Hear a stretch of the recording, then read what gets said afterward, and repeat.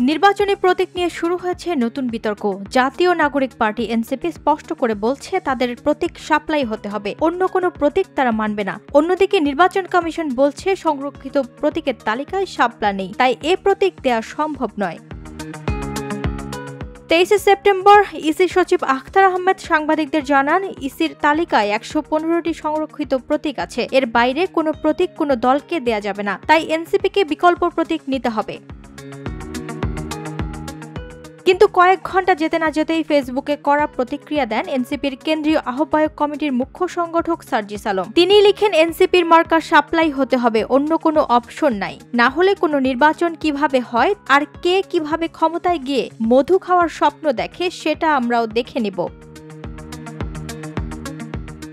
সাথে প্রশ্ন তোলেন, যেদিন এনসিপি প্রথম নিবন্ধনের জন্য আবেদন করে সেদিনই শাপলা প্রতীক চাওয়ার কথা জানানো হয়েছিল। তাহলে এই প্রতীক তালিকায় যুক্ত করা হলো না কেন?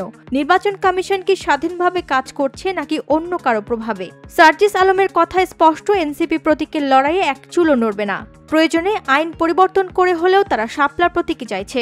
এদিকে গত সোমবার এনসিপি মুখ্য সমন্বয়ক নাসিরউদ্দিন পাটোয়ারি বলেন, আমরা সিইসির সাথে নিবন্ধন, প্রতীক এবং প্রবাসী ভোটের বিষয়ে আলোচনা করেছি। এনসিপি নিবন্ধন পাবে বলে প্রধান নির্বাচন কমিশনার ইতিবাচক সিদ্ধান্ত নিয়েছে, কিন্তু আজকের এই তথ্যের পর ক্ষোভে ফেটেছেন তারা।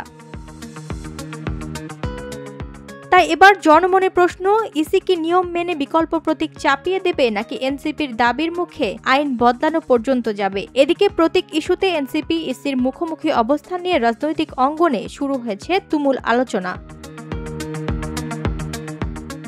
ওয়াহিদা প্রান্তি, স্বদেশ প্রতিদিন।